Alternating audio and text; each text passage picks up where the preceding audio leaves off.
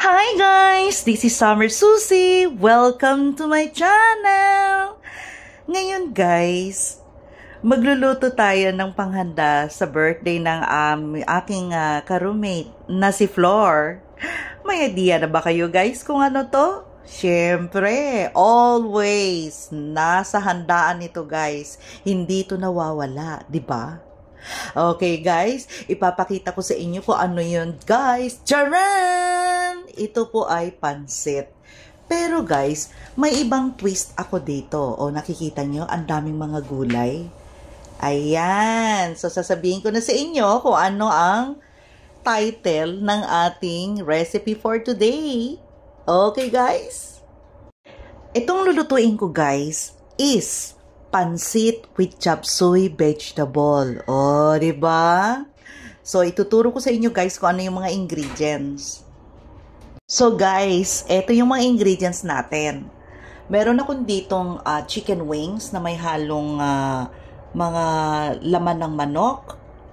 And then, itong ating hipon na binabad ko sa mainit kasi yung sabaw nito guys at saka yung ulo, ipipit-pit ko siya para panglasa natin yung sabaw nito. Tapos meron tayo guys yung chow chow India or sayote sa atin. Tapos carrots guys, itong carrots hiniwa ko ng ganito, may design. Wow, di ba? Tapos celery leaves, pampabango, baguio beans, cauliflower, tapos yung ating repolyo. Tapos maglalagay ako guys ng tofu na in-air fry ko na siya. And then yung ating bawang, sibuyas, tapos magic syrup, tapos shrimp na cubes. And then guys, syempre, yung pansit, 'di ba? And then guys, maglalagay tayo ng konting oyster sauce at saka yan, toyo. Okay? So magluluto na tayo guys.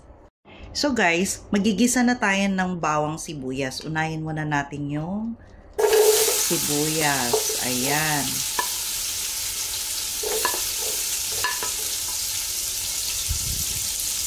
Tapos, yung bawang.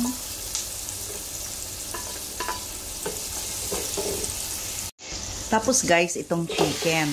Kasi medyo matagal-tagal itong lutuin.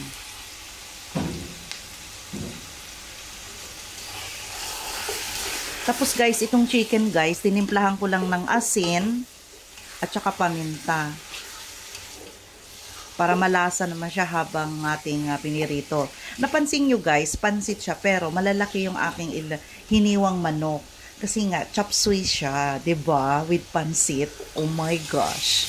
Alam ko guys, nakaluto rin kayo ng ganito. Pero iba din naman tong aking style. Ala, may nasama pang hipon, no? Hindi siya dapat dito, mamaya pa siya. So guys, check natin yung ating ginisang manok. Ayan, hindi pa siya guys. Hindi pa siya pula. So it means, hilaw pa siya. Tsaka ito guys, magpo-produce ito guys ng oil. So, palalambutin natin siya. Gusto ko yung brown na brown. Diba? See you guys later! So guys, eto brown siya. Lagyan natin ng konting tubig. Ayan. Para lumambot pa guys yung ating chicken. Para masarap siyang kainin mamaya, 'di ba? Guys, eto nga pala yung tinanggalan ko ng balat ng ating shrimp. Ayan. Kasi itong mga balat at saka ulo guys, atin tong i-grind. Ganyan. Ganito. Ay, hindi ba siya napasok? Ayun. Lagyan natin to ng tubig. Konti. Itong binabara natin.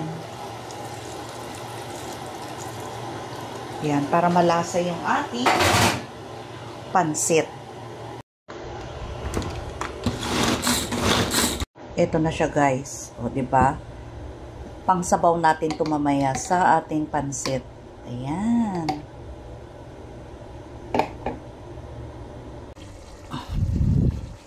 Ang tagal niyang lumabas. Ayan. Kasi malamot na yung ating manok, guys. So, maglalagay na ako ng mga gulay. Tapos, toyo. Ayan, tansya-tansya lang. Tapos, yung ating shrimp na cubes.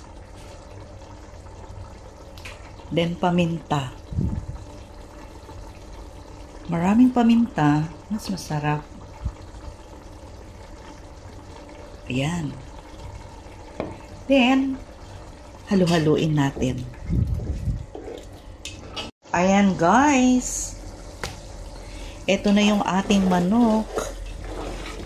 Ayan, natuyo-tuyo na yung ating sabaw. So, ngayon, guys, ilalagay ko yung ating, yung kaninang ginawa natin na ulo ng hipon, or yung shrimp. Idadagdag natin dito, guys. Ito guys, sasalain natin para hindi sumama yung mga ulo tsaka yung mga balat. Ayan. Ayan. Pakuluan natin to guys. Tapos ilalagay ko na yung mga ibang gulay. Ayan guys, check natin. Kulo na yung ating chicken. Ayan. Ngayon guys, ilalagay ko itong cauliflower. Ayan. Sayote. Or chow chow India. And then, itong carrots. Wow, maraming gulay.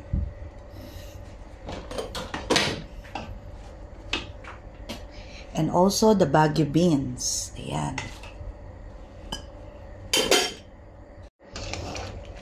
Halo.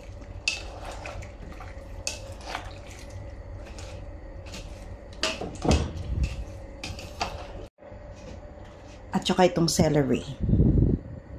Itong dahon guys, mamaya na pag nailagay na yung pansit. Pero hiwain natin itong maliliit.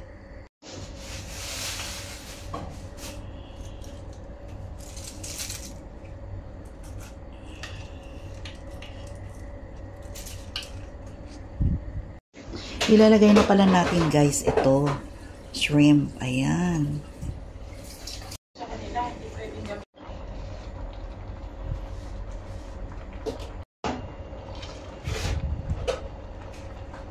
So guys, check na natin ang ating gulay.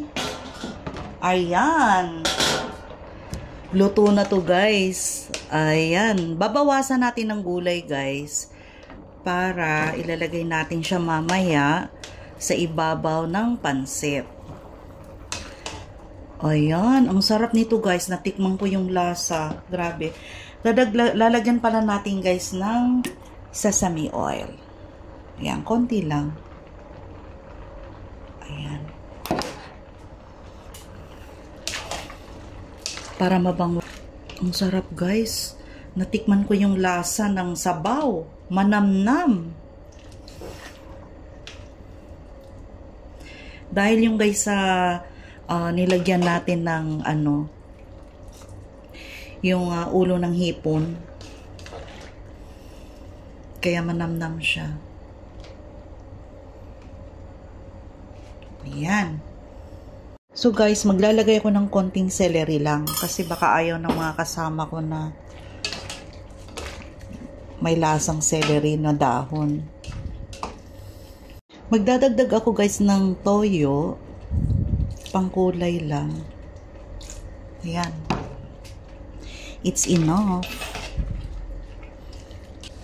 Then, ilalagay ko na tong pansit natin. Ay. Pansit guys, yung tubig na to. Kaya okay lang tong tubig.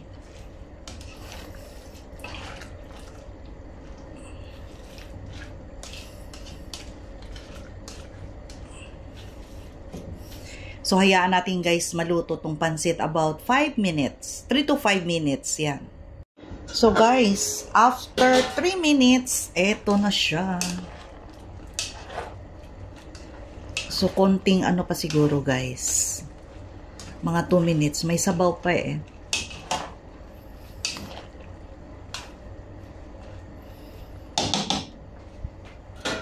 Tikman natin guys yung sabaw.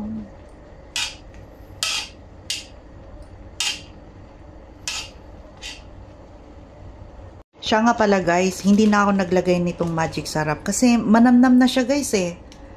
Malasa na siya dahil siguro dun sa toyo, dun sa oyster sauce, tapos yung lasa pa ng ating hipon. Ayun. So guys, check na natin. Ayan. Hininaan ko nga pala guys yung apoy para sipsipin lang ng pansit yung sabaw. Ayan guys. Ang sarap nito. Look at it. Ayan. Ilalagay na natin yung gulay. Patayin ko na yung apoy guys. Ayan. So guys, eto na yung finished product natin ng ating chop suey pansit. Oh, 'di ba? Very colorful at marami pang sahog na gulay. At syempre, hindi naman ganun karami yung ating sinahog na karne like chicken, shrimp, tapos tofu lang. O, 'di ba? Yan, okay na siya. So, pwede to guys mga panglahatan, especially sa mga bata po para at least makakain sila ng gulay. So, paano rin guys? Gayahin nyo na itong recipe. So guys, don't forget to like, share, and subscribe my YouTube channel, Summer Susie. See you guys in my next vlog. Bye! Kain na tayo guys!